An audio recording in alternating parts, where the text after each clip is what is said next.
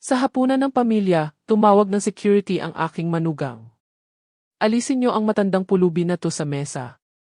Wala siyang ideya na ako ang may-ari ng kumpanyang pinagtatrabahuhan niya. Kinabukasan, ginawa ko siyang tagahugas ng plato. Natutuwa akong narito kayo.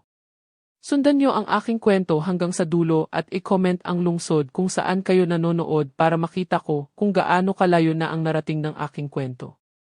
Dapat ay naramdaman ko nang may mali sa sandaling pinindot ko ang doorbell. Karaniwan, sasalubungin ako ng aking anak na si Marco ng mainit na ngiti na naaalala ko mula sa kanyang pagkabata. Sa halip, si Isabelle ang nagbukas ng pinto. Ang kanyang perpektong manikuradong mga daliri ay nakahawak sa hawakan na parang siya ang nagmamay-ari ng lugar na sa tingin ko ay pinaniniwalaan niya. Oh, nandito ka na pala. Ang boses niya ay may partikular na tono na para lamang sa akin, yung tipong nagpaparamdam sa akin na ako ay isang hindi inaasahang bisita sa bahay ng sarili kong anak. Hinigpitan ko ang hawak sa maliit na gift bag, nasa loob nito ang isang kamay ginansilyo na sweater para sa aking apo na si Miguel, isang bagay na ilang linggo kong pinaghirapan. Hello, Isabel. Nagdala ako ng regalo para sa kaarawan ni Miguel. Hindi siya gumilid para papasukin ako. Sa halip, tiningnan niya ako mula ulo hanggang paa, pinagmamasdan ang aking simpleng itim na bestida. Ang pinakamaganda kong damit, bagaman halatang hindi sapat sa kanyang pamantayan. Naghahanda pa si Marco. Nandito na ang ibang mga bisita. Ibang mga bisita? Hindi ko alam na may iba pang mga bisita. Tumawag lang si Marco noong nakaraang linggo, pilit ang kanyang boses tulad ng dati kapag malapit si Isabel, at inanyayahan ako para sa isang munting salu-salo para sa ikalimang kaarawan ni Miguel. Nang sa wakas ay nakapasok ako, malaki ang pagkakaiba. Ang sala ay puno ng mga magagarang mag-asawa, ang kanilang mga alahas ay kumikinang sa ilaw mula sa kristal na chandelier. Nag-uusap sila sa mahinahon at importanteng tono ng mga taong naniniwalang mas mahalaga ang kanilang mga usapan kaysa sa iba. Nakilala ko ang ilang mukha mula sa mga social pages ng lokal na pahayagan. Lola Teresita. Ang boses ni Miguel ay tumago sa usapan ng mga matatanda na parang sikat ng araw sa gitna ng unos. Tumakbo siya papalapit sa akin, ang kanyang maliliit na braso ay nakaunat, at sa isang sandali, naging tama ulit ang lahat. Happy birthday, Apo, bulong ko habang niyayakap siya ng mahigpit. Amoy birthday cake at kamusmusan siya. May ginawa akong espesyal para sa iyo. Ngunit bago ko pa maibigay ang regalo, inilagay ni Isabelle ang kanyang kamay sa balikat ni Miguel, hinihila siya palayo. Miguel, tandaan mo ang pinag-usapan natin. Kailangan munang maghugas ng kamay ni Lola. Bakit hindi ka muna makipaglaro sa mga pinsan mo? Malinaw ang mensahe. Hindi ako sapat na malinis para hawakan ang kanyang anak. Mas malala pa ang hapunan. Ang mesa sa hapagkainan ay tila walang katapusan. Nakahanda ang mga mamahaling plato na hindi ko pa nakikita noon. Marahil ay mga regalo sa kasal mula sa pamilya ni Isabel. Pinaupo ako sa pinakadulo, sa pagitan ng isang bakanting upuan at ng kaibigan ni Marco sa kolehiyo, na ginugol ang buong hapunan sa malakas na pag-uusap tungkol sa kanyang pinakabagong business acquisition. Nagkatinginan kami ni Marco minsan habang kumakain ng appetizer. Ngumiti siya ng bahagya, ngunit nang may ibinulong si Isabel sa kanyang tainga niya, umiwas siya ng tingin. Lalo pang lumubog ang puso ko. So, Teresita, umalingaw-ngaw ang boses ni Isabel sa buong mesa habang kumakain ng main course na naging dahilan ng paghinto ng mga usapan. Sabi sa akin ni Marco, nagtatrabaho ka pa rin daw sa maliit na cleaning company na yan. Ang paraan ng pagkakasabi niya ng maliit ay parang isang bagay na kasuklam-suklam. Maraming bisita ang lumingon sa akin, ang kanilang mga ekspresyon ay pinaghalong awa at pag-usisa. Naramdaman ko ang pag-init ng aking mga pisngi. Mayroon akong negosyo. Mahinang sagot ko, ayaw kong gumawa ng eksena. Tumawa si Isabelle, isang tunog na parang yelong nag-uumpugan sa baso. Oh, ang sweet naman. Isang negosyo. Lumingon siya sa babaeng katabi niya. Si Teresita, naglilinis ng mga opisina. Napaka-humble na trabaho. Tumango ng magalang ang babae, ngunit nahuli ko ang banayad na pagbabago sa kanyang postura. Ang paraan ng bahagyang paglayo niya sa akin. Ito ay isang kilos na nakita ko na nang hindi mabilang na beses sa aking buhay. Ang hindi sinasadyang pag-urong ng mga tao, kapag naniniwala silang nasa presensya sila ng isang taong mas mababa ang katayuan sa lipunan. Sinubukan kong kumain, ngunit bawat subo ay parang buhangin sa aking bibig. Sa paligid ko, ang usapan ay tungkol sa mga vacation home sa Tagaytay, mga desisyon sa pribado, paaralan at mga investment portfolio. Wala akong mayaambag sa mga paksang ito, o sa halip, wala silang gustong marinig mula sa isang tulad ko. Sa oras ng dessert nangyari ang lahat. Nakatakas si Miguel mula sa lamesa ng mga bata at umakyat sa aking kandungan. May mansa ng chocolate cake sa kanyang mga daliri. Lola, kwentuhan mo ako tungkol sa prinsesa na nagligtas sa sarili niya. Ito ang aming tradisyon. Isang kwentong inimbento ko ilang taon na ang nakalipas tungkol sa isang prinsesa na hindi kailangan ng tagapagligtas dahil siya ay matalino at malakas. Ngunit bago ako makapagsimula, nakatayo na si Isabel, ang kanyang mukha ay namumula sa galit. Miguel, bumaba ka dyan ngayon din. Ang kanyang boses ay sapat na matalas para makasugat ng salamin. Madudumihan ang damit mo. Pero mommy, gusto kong marinig ang kwento ni Lola. Sabi ko ngayon na. Itinayo niya si Miguel mula sa aking kandungan, sapat ang pagkamarahas ng kanyang kilos para mapaungol ang bata. Pagkatapos ay lumingon siya sa akin, nag-aalab ang kanyang mga mata. Sa tingin ko, oras na para umalis ka. Tumahimik ang buong hapagkainan. Maging ang lalaking kanina pa nagmumonopolyo ng usapan tungkol sa kanyang mga negosyo ay napatigil sa kalagitnaan ng pangungusap. Naramdaman ko ang 20 pares ng mga mata na nakatitig sa akin, saksi sa aking kahihiyan. Isabelle, pakiusap, nagsimula ako, ang aking boses ay halos pabulong. Kaarawan ni Miguel.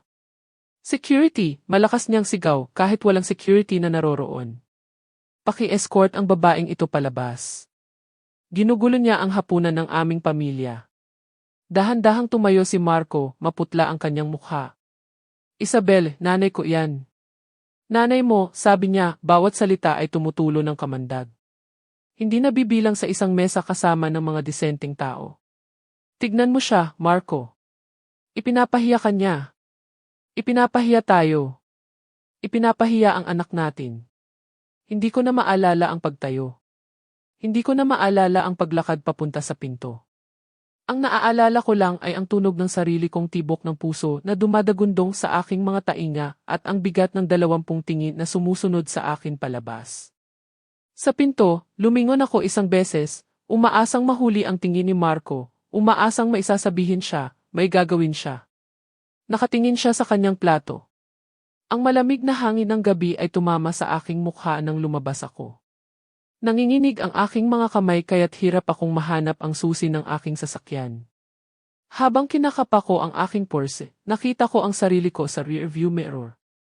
68 taong gulang, medyo gusot ang buhok na pilak mula sa masiglang yakap ni Miguel, suot ang aking pinakamagandang bestida na biglang parang basahan. Mukha akong eksakto sa sinabi ni Isabel, isang kaawa-awang matandang babae na hindi alam ang kanyang lugar. Ngunit ang hindi alam ni Isabel, ang hindi alam ng sinuman sa kanila, ay bukas ng umaga, papasok ako sa makintab na headquarters ng Abante Tech Solutions, sasakay sa elevator papunta sa pinakamataas na palapag, at upo sa likod ng mahogany desk sa corner office, ang parehong kumpanya kung saan nagtatrabaho si Isabel bilang marketing manager, na naniniwalang umaakyat siya sa corporate ladder gamit ang kanyang matalas na dila at kalkuladong kalupitan. Wala siyang ideya na ang babaeng kapapahiya lang niya ay ang founder at CEO ng kumpanyang pumipirma sa kanyang mga sahod.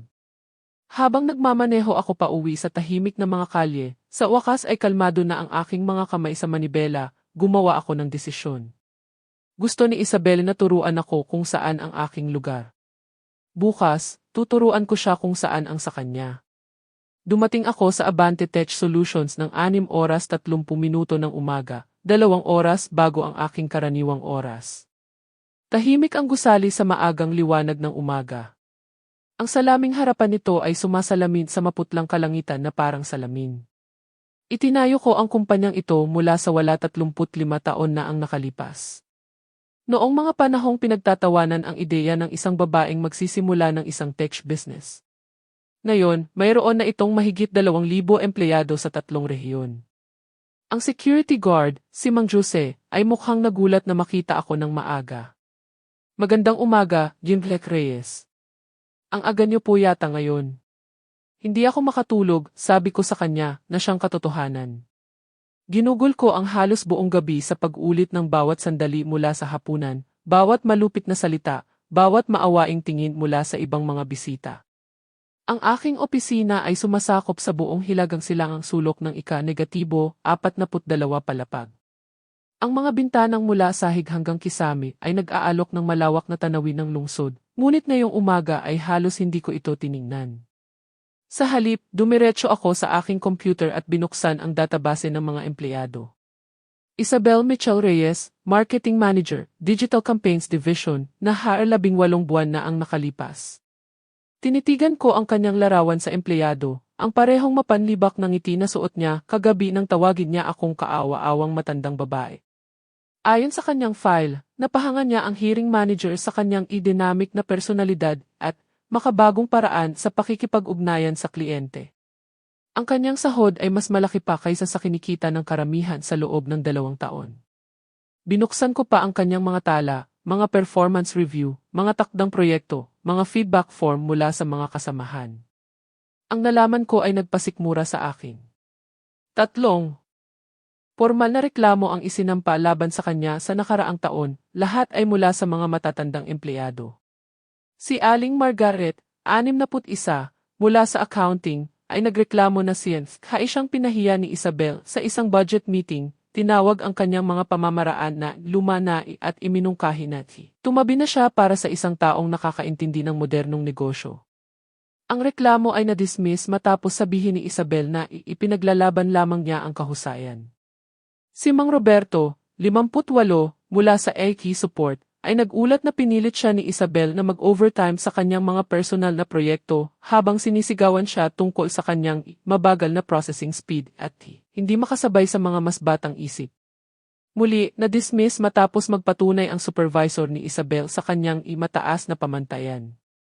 Ang pangatlong reklamo ay mula kay Aling Janet, 63, isang custodial supervisor. Tila nagreklamo si Isabel sa UC na si Aling Janet ay hindi propesyonal at hindi makaintindi ng mga simpleng utos. Matapos hindi agad ilipat ni Aling Janet ang paglilinis ng isang meeting room para bigyang daan ang biglaang pagbabago sa schedule ni Isabel. Si Aling Janet ay inilipat sa night shift. Sumandal ako sa aking upuan, isang malamig na galit ang namuo sa aking dibdib. Hindi lang ito tungkol sa kung paano niya ako tratuhin. Ito ay isang pattern. Tinatarget ni Isabelle ang mga matatandang empleyado, ginagamit ang kanyang posisyon para hiyain sila, at umaasa sa pag-aatubili ng kumpanya na harapin ang mga hidwaan sa lugar ng trabaho para makatakas sa mga kahihinatnan. Tumunog ang aking telepono na gumulat sa akin. Lumitaw ang pangalan ni Marco sa screen. Pilit ang kanyang boses, pagod. Pasensya na sa nangyari kagabi. Si Isabel kasi stressed siya sa dinner party. Hindi niya sinasadya ang mga sinabi niya. Ipinikit ko ang aking mga mata. Kahit ngayon, gumagawa pa rin siya ng mga dahilan para sa kanya. Tumawag siya ng security para paalisin ako sa birthday dinner ng apo ko, Marco. Walang security, maemosyonal lang siya. Pinahiya niya ako sa harap ng 20 tao. Isang mahabang katahimikan. Alam ko. Dapat may sinabi ako. Pasensya na. Bahagyang pumiyok ang kanyang boses. Pero alam mo naman kung paano siya kapag nagpaplano ng mga ganitong event lahat dapat perpekto. Perpekto. Na para bang ang presensya ko ay nagpaparumi sa kanilang perpektong buhay.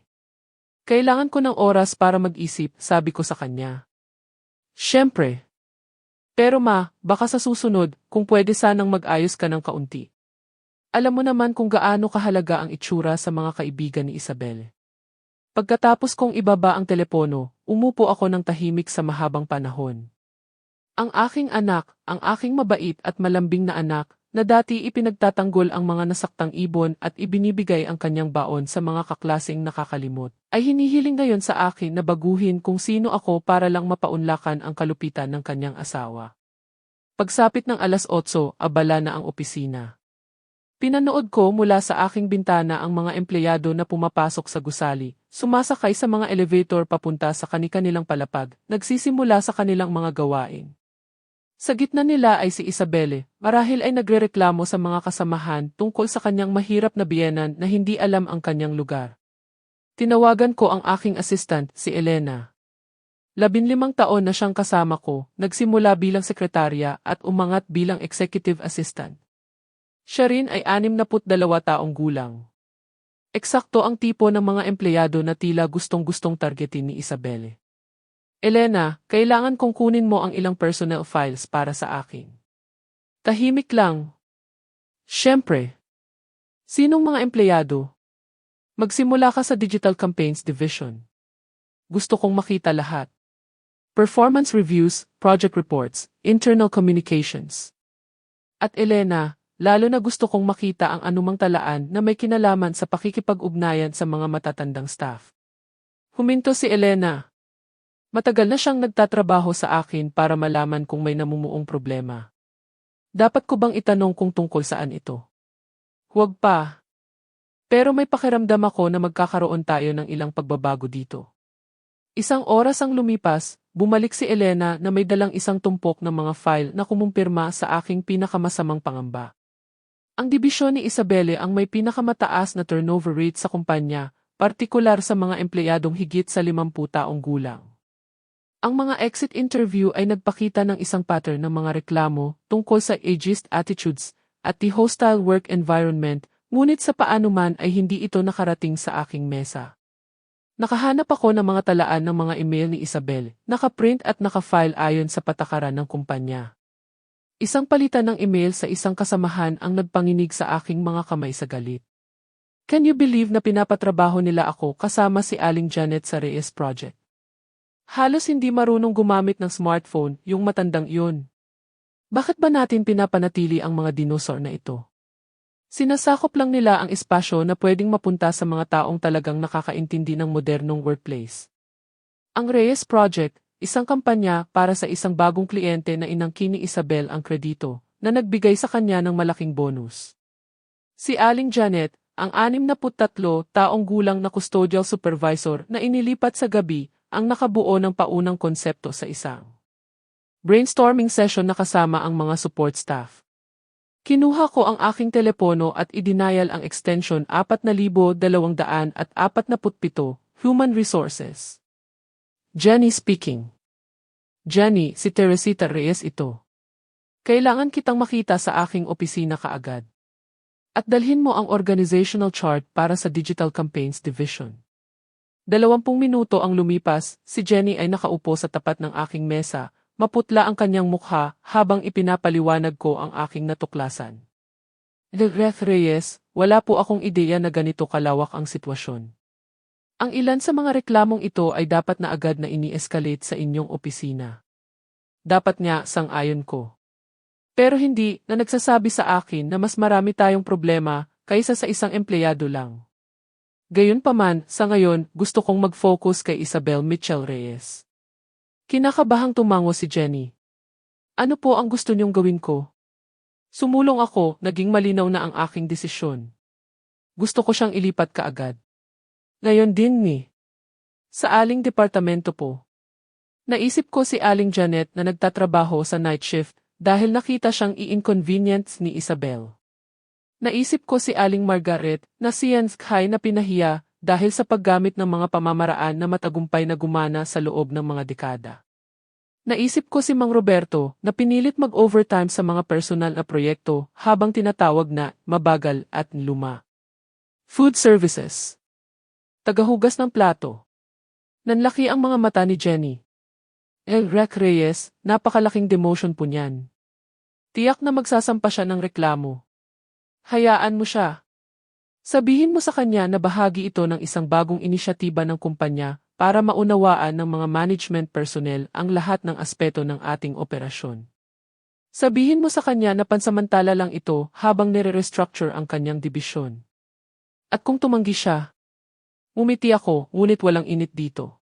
Kung gayon, maaari siyang maghanap ng trabaho sa ibang lugar. Sigurado akong maraming kumpanya ang magpapahalaga sa kanyang dynamic na personalidad. Pagkaalis ni Jenny, tumayo ako sa aking bintana, nakatingin sa kalye sa ibaba, 42 palapag ang taas. Ang mga tao ay gumagalaw na parang mga langgam, bawat isa ay nakatuon sa kanilang sariling maliit na bahagi ng mundo, walang kamalay-malay sa mas malalaking puwersa na humuhubog sa kanilang mga araw.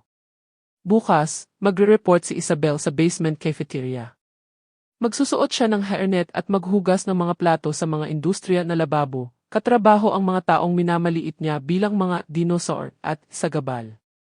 Matututunan niya kung ano ang pakiramdam na maliitin, na questionin ang iyong halaga, na tratuhin na parang hindi ka mahalaga.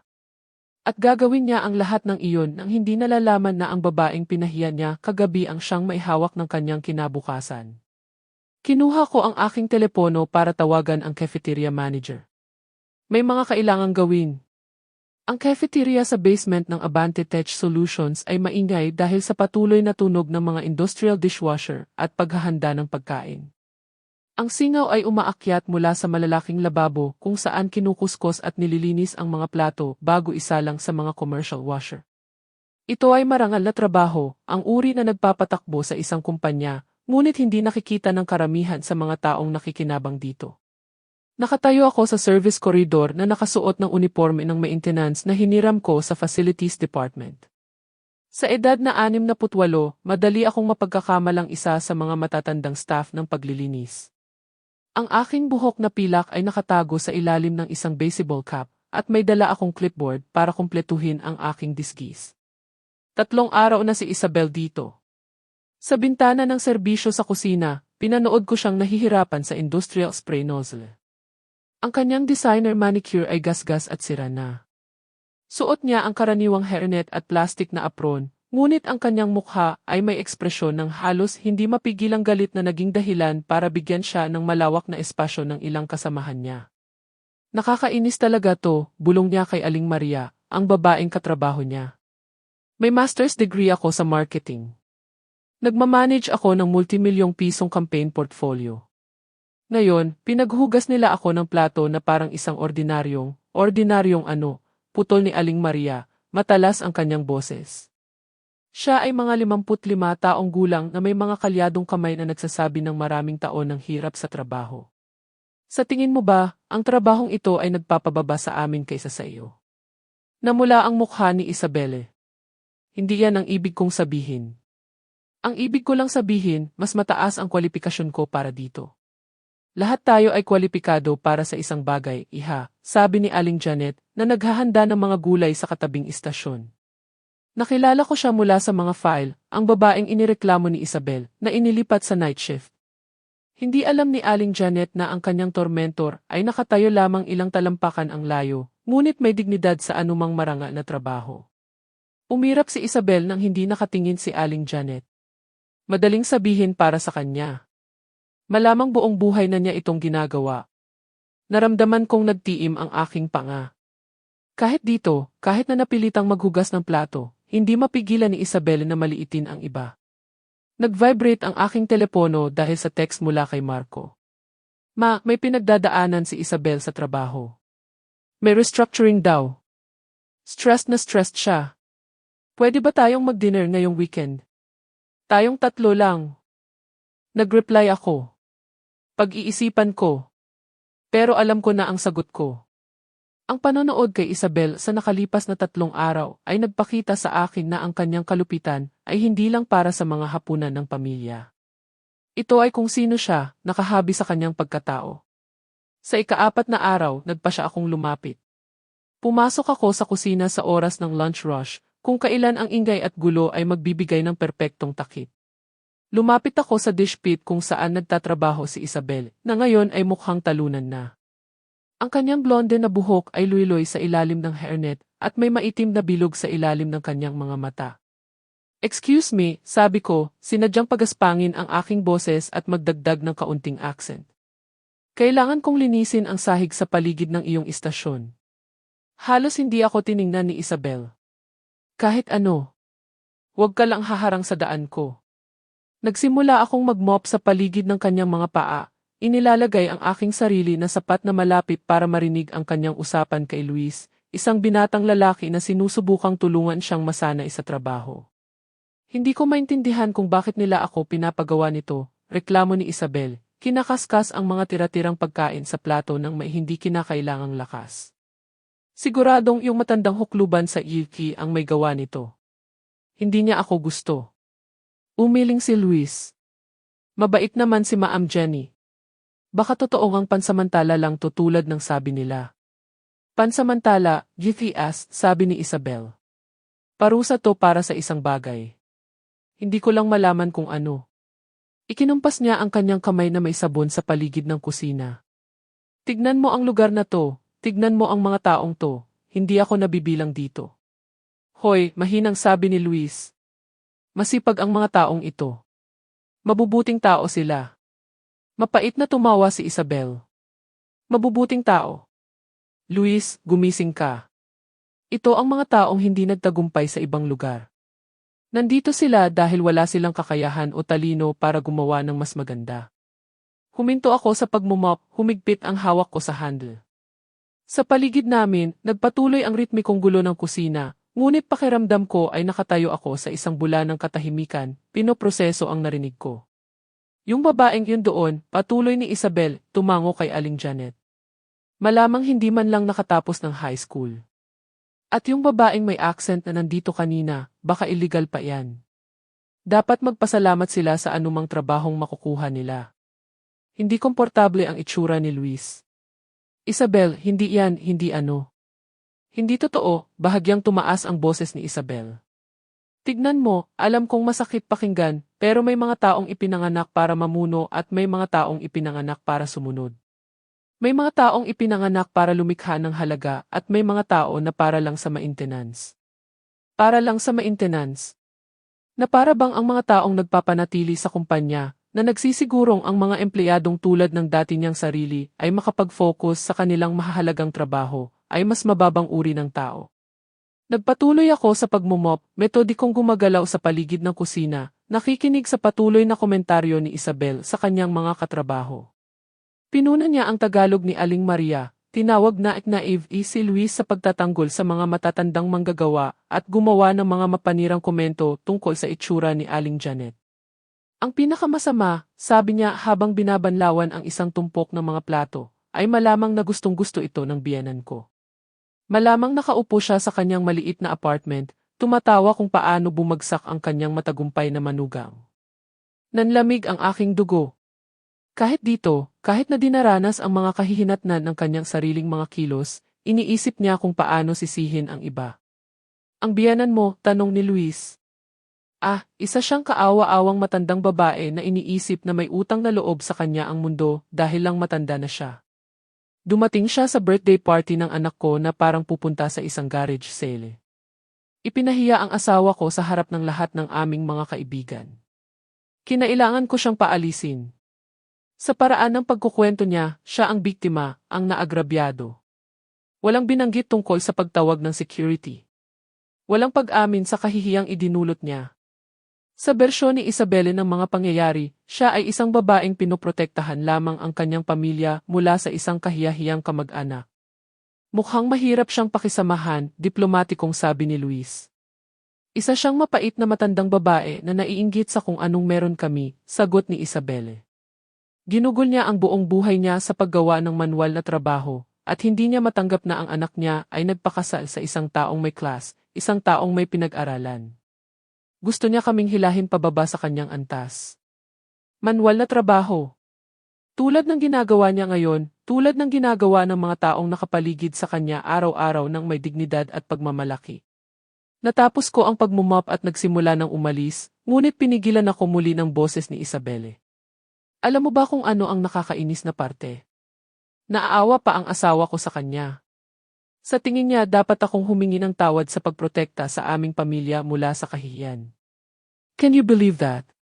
Habang papalayo ako, narinig kong mahinang sinabi ni Luis, baka dapat kausapin mo siya. Mahalaga ang pamilya. Matinis at malamig ang tawa ni Isabel. Pamilya. Ang totoong pamilya ay hindi dumarating na mukhang galing sa isang trailer park. Ang totoong pamilya ay nakakaintindi ng social boundaries. Nakarating ako sa service corridor bago nagsimulang manginig ang aking mga kamay. Sumandal ako sa pader, tinanggal ang baseball cap at hinaplos ang aking buhok na pilak.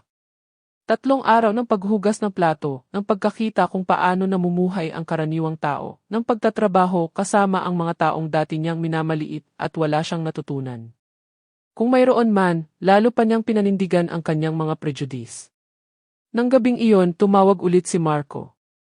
Ma, nag-aalala ako kay Isabel. Talagang apektado siya sa sitwasyon sa trabaho. Umuuwi siyang pagod at galit araw-araw. Ano ang sinasabi niya tungkol dito? Tanong ko, alam na ang sagot. Sa tingin niya may nagtatarget sa kanya sa kumpanya. Kumbinsido siyang ito ay isang uri ng diskriminasyon. Baka dahil bata at matagumpay siya. Huminto siya. Pinatatawag kanya sa akin. Actually, gusto niyang humingi ng tawad sa nangyari nung isang gabi. Halos matawa ako. Gustong humingi ng tawad ni Isabelle, hindi dahil sa tunay na pagsisisi, kundi dahil kailangan niya ng mga kakampi. Naghahanap siya ng masisisi sa kanyang sitwasyon at napagtanto niyang hindi strategic ang pagsira ng tulay sa pamilya. Sabihin mo sa kanya na hindi pa ako handa para sa usapang iyon, sabi ko. Ma, pakiusap. Nahihirapan talaga siya. Marco, malumanay kong sabi. Sinabi ba sa iyo ni Isabel kung ano ang bago niyang trabaho? Isang uri daw ng cross-training program, pag-aaral ng iba't ibang aspeto ng negosyo. Cross-training. Hindi paghugas ng plato. Hindi pagtatrabaho kasama ang mga taong ilang buwan niyang minamaliit. Kahit sa sarili niyang asawa, hindi niya maamin ang katotohanan ng kanyang sitwasyon. Ah, ganun ba, sabi ko. Well, sigurado akong marami siyang natututunan. Pagkatapos kong ibaba ang telepono, umupo ako sa aking tahimik na apartment, iniisip ang babaeng inobserbahan ko sa loob ng 3 araw. Bukas, magpapakilala ako. Bukas, malalaman ni Isabel na ang ikaawa-awang matandang babae na kanyang pinahiyaang siyang maihawak ng kanyang kinabukasan. Ngunit una, gusto kong makita kung paano siya magre-react kapag napagtanto niyang ang lahat ng akala niyang alam tungkol sa kapangyarihan at posisyon ay biglang nagbaligtad.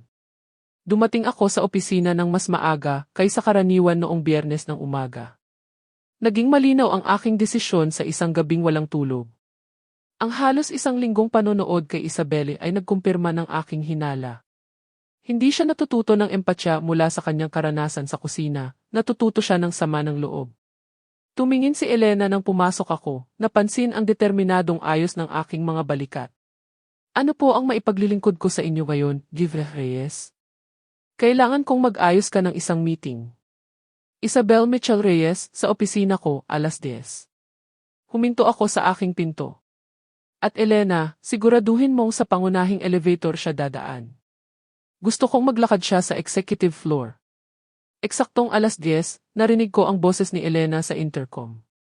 Direk Reyes, narito na po ang para sa 10:00 niyo. Papasukin mo siya. Tinalikuran ko ang pinto at humarap sa bintana habang naririnig ko ang mga yabag sa marmol na sahig. Lumitaw ang refleksyon ni Isabel sa salamin. Mukha siyang pagod, ang kanyang karaniwang perpektong buhok ay nakatali sa simpleng ponytail. Ang kanyang designer na damit ay napalitan ng kaswal na kasuotan na angkop sa trabaho sa kusina. Excuse me, dala ng kanyang boses ang pamilyar na tono ng halos hindi mapigilang inis. Sinabihan akong may gustong kumausap sa akin tungkol sa aking transfer. Hindi ko alam kung bakit ako pinapunta sa executive floor. Maliwanag na may nagkamali. Dahan-dahan kong pinaikot ang aking upuan, hinahayaan na unti-unting lumitaw ang pagkilala sa kanyang mga mata. Ang pagbabago sa kanyang ekspresyon ay kapansin-pansin. Ang pagkalito ay naging pagkagulat. Ang pagkagulat ay naging sindak. Hello, Isabel. Bumukas at nagsara ang kanyang bibig ng ilang beses bago mailumabas na tunog. Ikaw? Ano nang? Paano ka nakapasok dito? Pumasok ako sa aking pribadong entrance, tulad ng ginagawa ko tuwing umaga. Ikinumpas ko ang upuan sa tapat ng aking mesa. Pakiusap, umupo ka. Marami tayong dapat pag-usapan.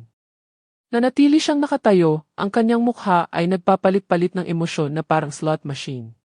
Hindi makapaniwala, galit, takot at isang bagay na maaaring kalkulasyon. Ito ay isang uri ng biro. Hindi ka pwedeng maging ang CEO at founder ng Abante Tech Solutions, tinapos ko ang kanyang iniisip. Sa kasamaang palad, ako nga.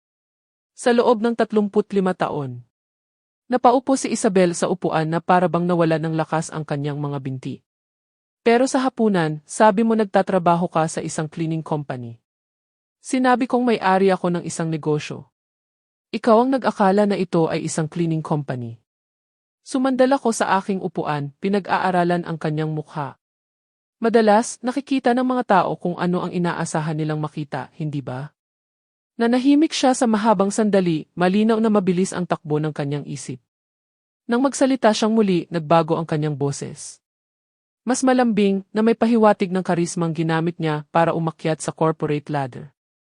Ref Reyes, wala po akong ideya kung sino kayo. Kung nalaman ko lang, iba sana ang trato mo sa akin, putol ko. Interesante. Kaya ang pag-uugali mo sa akin ay batay sa iyong pananaw sa aking katayuan sa lipunan. Namula ang kanyang mukha. Hindi po yan ang ibig kong sabihin. Ano ba talaga ang ibig mong sabihin? Umayo siya ng upo, tila nagpa siyang subukan ang ibang paraan. Ang ibig ko pong sabihin, malinaw na may hindi pagkakaunawaan. Ang dynamics ng pamilya ay maaaring maging komplikado, at minsan ang mga tao ay nakakapagsabi ng mga bagay sa gitna ng init ng ulo na hindi naman talaga nila sinasadya. Kaya noong tumawag ka ng security para paalisin ako sa birthday party ng apo ko, iyon ay isang mainit na sandali lang. Na-stress po ako sa dinner party. Lahat dapat perpekto at ang presensya ko ay ginawa itong hindi perpekto. Ipinakita ko ang kanyang employee file sa screen ng aking computer. Sabihin mo sa akin, Isabel, naaalala mo ba si Aling Margaret?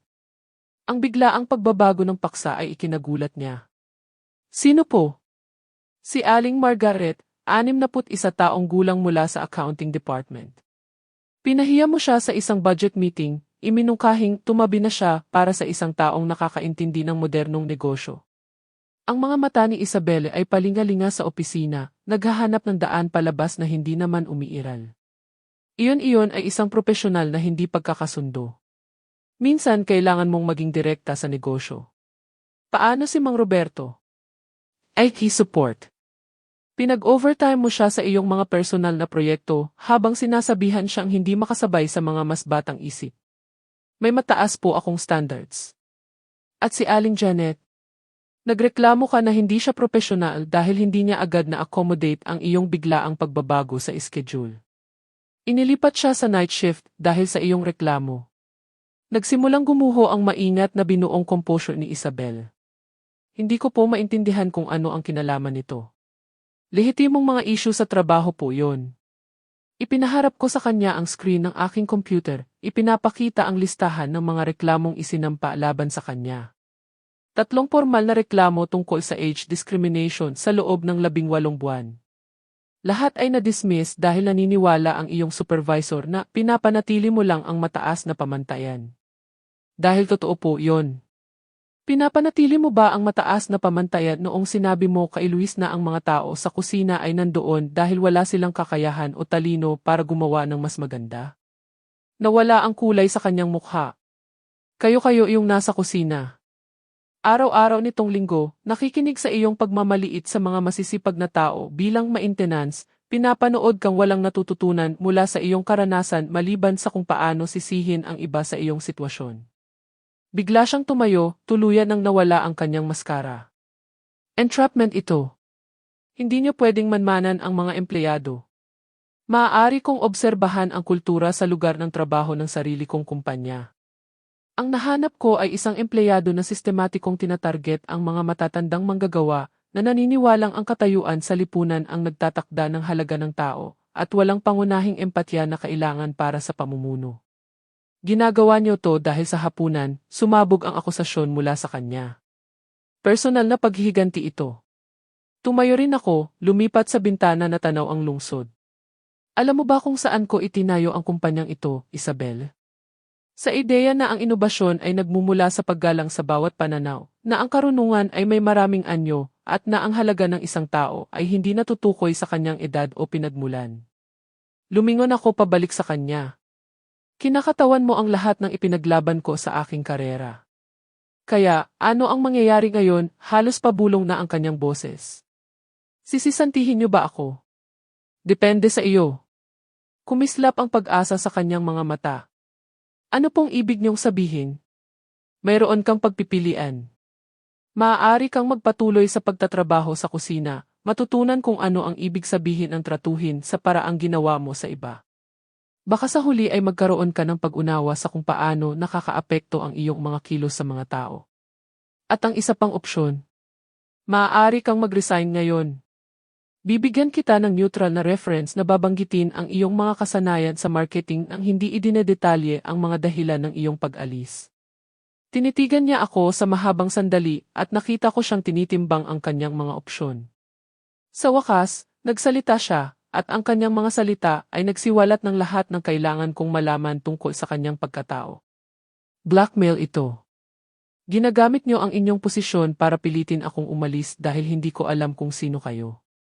Binibigyan kita ng pagkakataong umalis ng may natitirang dignidad. Ang dignidad ko, tumaas ang kanyang boses. Pinaghugas niyo ako ng plato sa loob ng 1 linggo. Ipinahiya niyo ako. Ibinigay ko sa iyo ang parehong trato na ibinigay mo sa mga empleyadong nasa ilalim ng iyong pangangasiwa. Ang pagkakaiba ay wala silang pagpipilian. Ikaw, mayroon. Lumakad si Isabelle papunta sa pinto, pagkatapos ay lumingon, ang kanyang mukha ay puno ng galit. Malalaman ito ni Marco. Malalaman niya kung anong klaseng tao talaga ang nanay niya. Malalaman ni Marco ang katotohanan. Malalaman niyang ang kanyang asawa ay sistematikong nambubuli ng mga matatandang empleyado at tumawag ng security para paalisin ang kanyang ina sa birthday party ng kanyang anak. Nanigas siya na ang kamay ay nasa door handle. Malalaman din niya, patuloy ko, na noong binigyan ng pagkakataong managot sa kanyang mga kilos at lumago bilang isang tao, pinili niyang sisihin ang iba at magkunwaring biktima. Sinira mo ang pagsasama namin. Ang pagsasama ninyo ay hindi ko responsibilidad, Isabel. Ang iyong karakter. Nanatili siya roon sa isa pang sandali, ang kanyang dibdib ay mabilis na tumataas at bumababa. Nang magsalita siyang muli, malamig at kalkulado ang kanyang boses. Pinipili ko ang kusina. Mananatili ako sa kusina at papatunayan kong ito ay tungkol lang sa iyong maliit na paghihiganti. Makikita rin ni Marco ang katotohanan sa huli. Dahan-dahan akong tumango. CJ, mag-report ka sa cafeteria sa Lunes ng umaga. Parehong oras, parehong istasyon. Pagkaalis niya, naupo akong muli sa aking mesa, pakiramdam ko ay mas matanda pa sa aking 68 taon.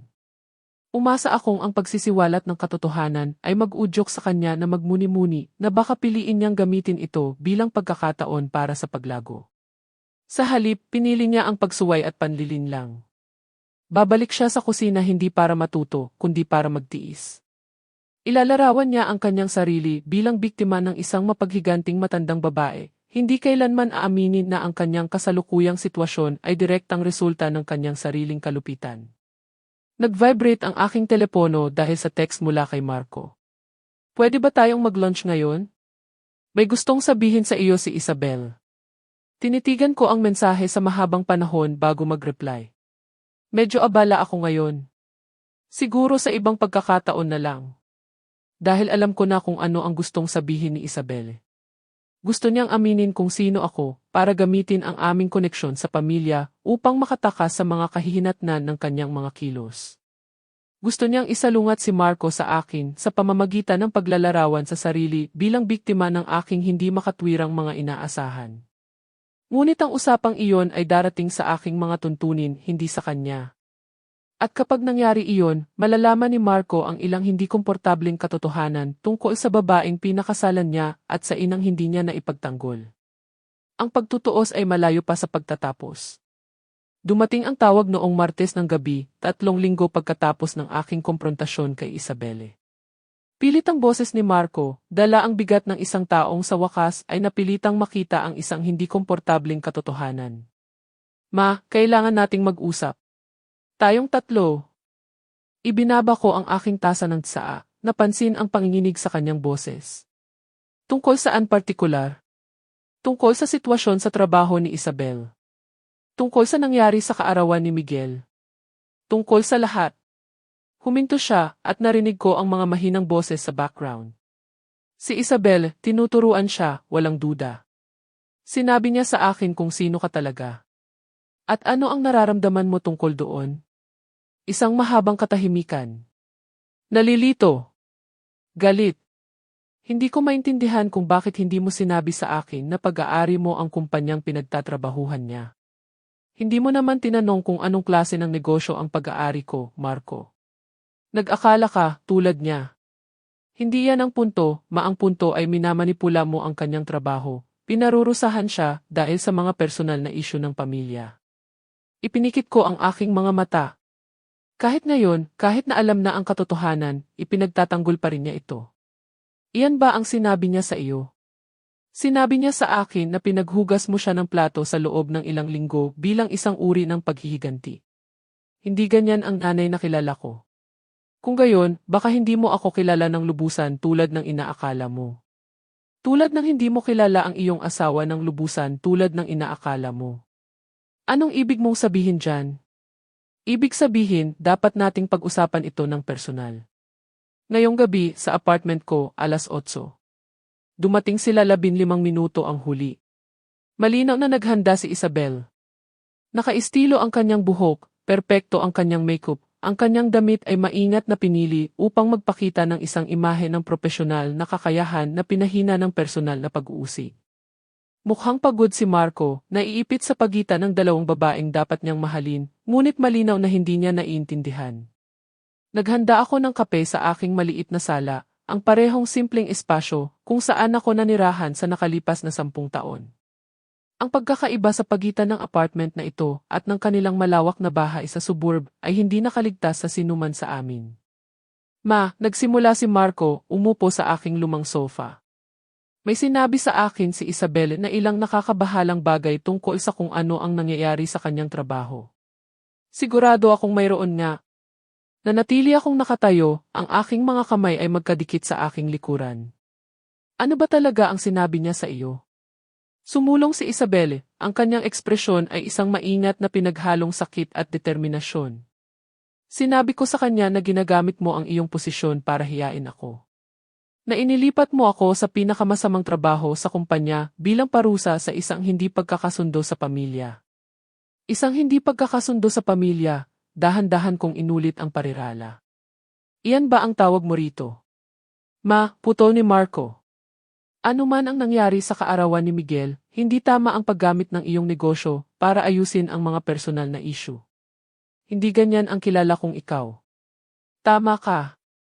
Hindi ganyan ang nanay na kilala mo. Pero eksakto itong tulad ng CE na palagi kong ginagampanan. Lumipat ako sa bintana, nakatingin sa mga ilaw ng lungsod. Sabihin mo sa akin, Marco, ano ang alam mo tungkol sa performance ni Isabel sa trabaho? Matagumpay siya. Ambisyosa. Nagtatayo siya ng karera. 3 reklamo ang isinampa laban sa kanya ng mga matatandang empleyado sa loob ng 18 buwan. Lumikha siya ng isang hostile work environment para sa sinumang higit sa 50 taong gulang. Sistematiko niyang binubuli ang mga taong itinuturing niyang mas mababa sa kanya. Bahagyang gumuho ang maingat na composure ni Isabel. Lehitimong mga propesyonal na alalahanin iyon. Sinabi mo kay Luis na ang mga manggagawa sa kusina ay walang kakayahan o talino para gumawa ng mas maganda. Tinawag mo silang maintenance. Lumingon ako pabalik sa kanila. Sinabi mong si Aling Janet ay malamang hindi nakatapos ng high school at iminungkahi mong baka illegal si Aling Maria. Namutla ang mukha ni Marco. Isabel, totoo ba yan? Naiinis ako. Nakakapagsabi ang mga tao ng mga bagay kapag stressed sila. Tulad ng paraan ng pagsasabi mo ng mga bagay kapag stressed ka sa mga dinner party, mahinang tanong ko. Tulad ng paraan ng pagtawag mo ng security para paalisin ang pulubi sa iyong mesa. Anong ibig sabihin niyan? Tumingin si Marco sa pagitan namin, nalilito. Ang katahimikan na sumunod ay nakakabingi. Tinitigan ni Marco si Isabel, ang kanyang mukha ay nagpapalit-palit ng emosyon na nakilala ko mula sa kanyang pagkabata. Ang parehong itsura na suot niya noong 7 taong gulang siya at napagtanto na hindi totoo si Santa Claus. Tinawag mong pulubi ang nanay ko? Ang mga mata ni Isabel ay palingalinga sa silid na parang isang hayop na nakulong. Marco, kailangan mong intindihin. Dumating siya na mukhang. Ibig kong sabihin, hindi ko alam kung sino siya. Kaya katanggap-tanggap na iyon? Hindi, pero ano, tumataas na ngayon ang kanyang boses. Ang maingat na kontrol na pinanatili niya sa loob ng maraming taon ay sa wakas ay bumibigay na. Pero okay lang nahiyain ang mga tao kung sa tingin mo ay mahirap sila? Pero okay lang na palayasin ang nanay ko sa bahay natin kung hindi siya pumasa sa standards mo. Marco, pakiusap. Hindi mo naiintindihan. Naiintindihan ko ng perpekto. Tumayo siya, naglakad-lakad sa dulo ng aking maliit na sala. Naiintindihan kong pinalayas ng asawa ko ang nanay ko sa bahay natin dahil nahihiya siya sa itsura niya. Naiintindihan kong nambubuli siya ng mga matatandang empleyado sa trabaho. Naiintindihan kong noong binigyan siya ni mama ng mga kahihinatnan para sa kanyang pag-ugali, tumakbo siya pauwi para ilarawan ang sarili bilang biktima. Tuluyan nang nawala ang maskara ni Isabel. Nagsisinungaling ang nanay mo sa iyo. Minamanipula niya ang buong sitwasyong ito para magmukha akong masama. Paano? Lumabas ang tanong na parang talim. Paano siya nagsisinungaling? Siya nagpanggap siyang tagalinis. Inobserbahan niya ang isang empleyado sa sarili niyang kumpanya na naging paksa ng maraming reklamo. Lumingon si Marco sa akin. Totoo ba iyon, ma? Tungkol sa mga reklamo? Tumango ako. 3 formal na reklamo sa loob ng 18 buwan. Lahat ay na-dismiss dahil naniniwala ang kanyang supervisor at pinapanatili niya lang ang mataas na pamantayan. Tumingin si Marco pabalik sa kanyang asawa at nakita ko ang huling mga ilusyon niya na gumuho. Kaya noong umuuwi ka gabi-gabi na nagrereklamo kung gaano ka hindi patas na tinatrato, kung paano ka tinatarget ng isang tao, sa katunayan ay hinaharap mo ang mga kahihinatnan ng iyong sariling pag-ugali. Marco, hindi mo naiintindihan kung paano sa corporate world na yan. Minsan kailangan mong maging matigas. Matigas, pumiyok ang kanyang boses. Tumawag ka ng security, Isabel. Ipinahiya mo siya sa harap ng 20 tao. Pinanood mo ang anak natin habang pinapalayas ang kanyang lola sa kanyang birthday party. Pinoprotektahan ko ang reputasyon ng pamilya natin. Mula saan? Mula sa nanay ko. Mula sa babaeng nagpalaki sa akin, na nagtrabaho ng 3 trabaho para mapag-aral ako sa kolehiyo, na hindi kailanman lumiban sa isang parent-teacher conference o baseball game. Sumisigaw na siya ngayon, lumalabas ang mga taon ng pinigilang sama ng loob. Pinoprotektahan mo kami mula sa pinakadisenteng taong kilala ko. Tumayo si Isabel, ang kanyang mukha ay namumula sa galit at desperasyon. Hindi siya ang santa na inaakala mo. Tignan mo kung saan siya nakatira. Tignan mo kung paano siya manamit. Isa siyang kahihiyan. Ang sampal ng kanyang mga salita ay nanatili sa hangin na parang usok. Tinitigan siya ni Marco sa mahabang sandali at nang magsalita siyang muli, ang kanyang boses ay nakakakilabot na kalmado. Lumabas ka. Ano? Lumabas ka sa apartment ng nanay ko. Lumabas ka ngayon bago ako makapagsabi ng isang bagay na pagsisisihan ko. Marco, hindi ka pwedeng maging seryoso. Hindi pa ako naging maseryoso sa anumang bagay sa aking buhay. Lumapit siya sa pinto, binuksan ito. Umuwi ka. Mag-empack ka ng mga gamit mo. Pag-uusapan natin ang custody arrangements sa pamamagitan ng mga abogado. Tumingin sa akin si Isabelle, ang kanyang mga mata ay puno ng gulat. Ito ang gusto mo, hindi ba? Gusto mong sirain ang pagsasama namin. Tinitigan ko siya ng matatag. Gusto kong matutunan mo na ang mga kilos ay may kahihinatnan. Gusto kong maintindihan mo na ang pagtrato sa mga tao nang may kalupitan dahil sa tingin mo ay mas mababa sila ay hindi ka tanggap-tanggap. Gusto kong magkaroon ka ng kahit kaunting basic human decency. At sa halip, sinira mo ang lahat. Hindi, Isabel. Ikaw ang sumira sa lahat. Sa sandaling nagpasya ka na mas mabuti para sa apo ko na wala ang kanyang lola. Sa sandaling pinili mo ang kalupitan kaysa kabaitan. Sa sandaling pinapili mo si Marco sa pagitan ng kanyang asawa at ng kanyang konsensya. Tumingin siya sa pagitan namin ni Marco sa huling pagkakataon, naghahanap ng isang bagay na magliligtas sa kanya. Walang nakita, kinuha niya ang kanyang purse at nagmartsa papunta sa pinto. Hindi pa tapos to, singhal niya. Mahinang sabi ko. Tapos na. Pagkaalis niya, napaupo si Marco sa upuang iniwan niya, ang kanyang ulo ay nasa kanyang mga kamay. Nanahimik kami sa mahabang panahon, ang bigat ng 20 taon ng mga pagkakamali ay namagitan sa amin. Pasensya na, ma, sa wakas ay bulong niya. Pasensya na talaga sa lahat. Alam ko. Gaano katagal mo nang alam kung sino talaga siya? Hinala ko mula sa simula pero umasa akong mali ako. Umasa akong baka magbago siya, na baka ang pag-ibig ay gagawin siyang mas mabait.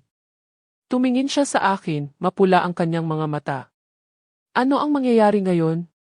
Ngayon, magsisimula ka ulit. Mag-focus ka sa pagiging ama na. Kailangan ni Miguel. Alalahanin mo kung sino ka sa ilalim ng lahat ng mga kompromisong ginawa mo. At si Isabel? Naisip ko ang kanyang mga opsyon. Pagbibitiw o patuloy na kahihiyan sa kusina ng aking kumpanya. Si Isabel ay hahanap ng sarili niyang landas. Palagi naman siyang ganyan. Tumango si Marco ng dahan-dahan. Mapapatawad mo ba ako sa pagpayag na tratuhin kanya ng ganoon? Lumipat ako para umupo sa tabi niya sa sofa, hinawakan ang kanyang kamay. Anak kita. Walang dapat patawarin. Ngunit habang sinasabi ko ang mga salita, alam kong ang pagpapanumbalik ng tiwala ay mangangailangan ng panahon. May mga sugat na mabilis gumaling, may iba na nag-iiwan ng mga peklat na nagbabago sa iyo magpakailanman. Dumating na ang pagtutuos, ngunit ang tunay na trabaho ay nagsisimula pa lang. 6 na buwan ang lumipas, nakaupo ako sa aking opisina sa isang malamig na umaga ng Taglagas, sinusuri ang mga quarterly report na nagpapakita ng patuloy na paglago ng Abante Tech Solutions. Ang liwanag ng umaga ay pumapasok sa aking mga bintana, nag-iiwan ng mahahabang anino sa mahogany desk kung saan napakarami kong desisyon na ginawa sa paglipas ng mga taon. Kumatok si Elena at pumasok dala ang aking kape at mga sulat. Ref Reyes, may resignation letter po sa inyong mesa mula sa Food Services Department. Alam ko na bago ko pa ito buksan. Ang eleganteng sulat kamay ni Isabelle ay pumuno sa isang pahina, isang formal na pagbibitiw na epektibo kaagad, na binabanggit ang personal na mga dahilan at ipaghahanap ng mga bagong oportunidad. Walang pag-amin sa kung ano ang kanyang natutunan, walang pagpapahayag ng pagsisisi, walang paglago. Isang exit strategy lamang na magbibigay daan sa kanya na mapanatili ang anumang natitirang dignidad. Pinirmahan ko ang acceptance form ng walang pag-aalinlangan. May mga taong natututo mula sa mga kahihinatnan. Ang iba ay tinitiis lang ito hanggang sa makahanap sila ng daan palabas. Elena, pakiproseso ito ngayon at magpadala ng memo sa GC. Gusto kong maging mandatory ang mga exit interview para sa lahat ng supervisory positions simula ngayon. Walang exceptions. Ang mga pagbabagong ipinatupad ko sa nakalipas na 6 na buwan ay higit pa sa isang toxic na empleyado. Inayos ko ang sistema ng pag-ulat upang ang mga reklamo tungkol sa workplace bullying ay direktang dumating sa aking atensyon. Nagpatupad ako ng sensitivity training para sa lahat ng management personnel. At ang pinakamahalaga, na-promote ko si Aling Janet bilang floor supervisor, isang posisyon kung saan sa wakas ay pinahalagahan ang kanyang karunungan at karanasan. Bumalik na si Aling Margaret sa day shift na may commendation letter sa kanyang file. Si Mang Roberto naman ay namumuno na ngayon sa isang proyekto para i-upgrade ang aming e-infrastructure. Ang kanyang mga dekada ng karanasan ay napatunayang napakahalaga. Ang kultura ay dahan-dahan ngunit tuloy-tuloy na nagbabago. Tumunog ang aking telepono na pumutol sa aking mga iniisip. Lumitaw ang pangalan ni Marco sa screen. Hi, malibre ka ba para sa tanghalian ngayon? May gustong ipakita sa iyo si Miguel. Ang relasyon namin ng aking anak ay unti-unting gumaling tulad ng isang buto na nabali at kailangan ng panahon para lumakas muli. Naging mabilis ang diborsyo. Lumipat si Isabel pabalik sa bahay ng kanyang mga magulang sa ibang probinsya. Tila nagpa siya na mas mainam na magsimula muli sa ibang lugar kaysa harapin ang mga kahihinatnan ng kanyang mga kilos sa isang bayan kung saan alam ng mga tao ang katotohanan. Siyempre, sa dati nating lugar, actually, gusto ni Miguel na magpiknik sa parke. May pinapraktis siya para sa iyo. Isang oras ang lumipas, naglatag ako ng kumot sa ilalim ng isang puno ng akasya, habang si Miguel ay nagtatakbuhan sa palaruan, ang kanyang tawa ay umaalingaw sa damuhan. Mukhang mas malusog si Marco kaysa sa mga nakaraang taon na wala na sa wakas ang tensyon sa kanyang mga balikat. Ma, panoorin mo to, sigaw ni Miguel, nakabitin ng patiwarik sa monkey bars, na may walang takot na kumpiyansa na tanging mga 5 taong gulang lang ang mayroon. Ingat, apo, sigaw ko pabalik, ang aking puso ay puno ng simpleng kagalakan na pinahintulutang mag-alala muli para sa kanya. Umupo si Marco sa tabi ko sa kumot, naglalabas ng mga sandwich mula sa isang paper bag, tinanong kanya araw-araw. Kailan darating si Lola? Pwede ba akong turuan ni Lola mag-bake ng cookies? Pwede ba akong kwentuhan ni Lola ng princess story? At ano ang sinasabi mo sa kanya? Na si Lola ay abala sa pagtatayo ng mga kastilyo at pagpatay ng mga dragon. Ngumiti siya, ang unang tunay na ngiti na nakita ko mula sa kanya sa loob ng maraming taon. Napagdesisyonan niyang ikaw ang pinakamakapangyarihang taong kilala niya. Tumawa ako, pinapanood si Miguel na naglalaro sa playground equipment ng may determinasyon. Matalinong bata. Masyadong matalino minsan. Noong nakaraang linggo, tinanong niya kung bakit lumipat si Mommy. Hindi ko alam kung ano ang sasabihin ko sa kanya. Ito ang pinakamahirap na bahagi, ang protektahan ang kamusmusan ng isang bata habang pinapanatili ang katapatan. Ano ang sinabi mo? Sinabi kong minsan ang mga matatanda ay nagkakamali at minsan ang mga pagkakamaling iyon ay nangangahulugang kailangan nilang manirahan sa iba't ibang lugar ng pansamantala. Naglabas si Marco ng mga juice box, maingat at sinadya ang kanyang mga kilos. Tinanong niya kung babalik pa ba siya at sinabi kong hindi ko alam. Masama ba iyon? Dapat ba mas naging tiyak ako? Inabot ko at pinisil ang kanyang kamay. Sinabi mo sa kanya ang katotohanan sa paraang maiintindihan niya. Iyon lang ang magagawa ng sinumang magulang. Tumakbo si Miguel, hiningal at nagniningning sa tuwa. Lola, halika tingnan mo ang kastilyong ginawa ko sa sandbox. Hinayaan ko siyang hilahin ako papunta sa kanyang nilikha, isang detalyadong istruktura ng buhangin at mga patpat na ipagmamalaki ng sinumang arkitekto. Habang hinahangaan ko ang kanyang gawa, napansin ko ang ibang mga pamilya sa paligid namin. Mga lolo at lola na nagtutulak ng mga duyan, mga magulang na naghahabol ng mga bata, ang magandang gulo ng ordinaryong buhay. Ito ang ipinaglalaban ko. Hindi paghihiganti, hindi pagpapatunay, kundi ang karapatang maging bahagi ng mundo ng aking apo. Ang karapatang umiral ng walang paumanhin, na pahalagahan para sa kung sino ako sa halip na itakwil dahil sa kung sino ako. Nang gabing iyon, habang paalis sina Marco at Miguel, nakatayo ako sa aking maliit na apartment na nakatingin sa mga larawang nakasabit sa aking mga pader. Mga larawan ni Miguel sa iba't ibang edad, si Marco na nagtapos sa kolehiyo, mga pagdiriwang ng Pasko bago pumasok si Isabel sa aming buhay. Ngunit may mga bagong larawan na rin ngayon. Mga kamakailang larawan namin ni Miguel na nagbibake ng cookies, nagtatayo ng mga blanket fort, nagbabasa ng mga kwento. Isang buhay na nabawi. Nag-vibrate ang aking telepono dahil sa text mula kay Luis, ang binatang lalaki mula sa kusina na naging hindi inaasahang kaibigan. Reyes, gusto ko lang po ipaalam na nag-graduate na po ng high school ang apo ni Aling Maria ngayon, una sa kanilang pamilya na nakatapos. Gusto niya pong magpasalamat sa scholarship program na sinimulan niyo. Ngumiti ako, nag-type pabalik, pakisabi sa kanya ang aking pagbati. Ang sipag ay nararapat na kilalanin. Ang scholarship program ang aking pinakabagong inisyatiba, pinupunduhan ang edukasyon para sa mga anak at apo ng mga matagal ng empleyado. Ang mga taong tulad ni Aling Maria, na gumugol ng 20 taon upang matiyak na maayos ang takbo ng Abante Tech Solutions, ay karapat-dapat na makita ang kanilang mga pamilya na umunlad. Dumating ang isa pang text. Ito ay mula kay Aling Janet. May bakanting night shift supervisor position sa Building B. Interesado ka bang mag-apply? Kailangan ko ng reference mula sa isang taong nakakakilala sa aking work ethic. Napatawa ako ng malakas, nag-type pabalik. Baka may kilala akong makakatulong dyan. Habang lumulubog ang araw sa lungsod, naghanda ako ng simpleng hapunan at umupo sa aking sopa na may dalang libro. Tahimik ang apartment, ngunit hindi ito ang mapang-aping katahimikan ng pag-iisa. Ito ang komportableng katahimikan ng kapayapaan. Naisip ko si Isabelle, na saan man siya ngayon, at naramdaman ko ang isang bagay na hindi ko inaasahan.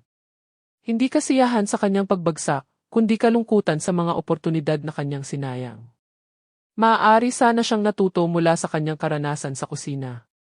Maaari sana siyang nagkaroon ng empatya, lumago bilang isang tao, muling binuo ang kanyang relasyon kay Marco sa isang pundasyon ng paggalang sa isa't isa sa halip na social climbing. Sa halip, pinili niyang makita ang sarili bilang isang biktima, nasisihin ang iba para sa mga kahihinatnan na siya mismo ang nagdulot.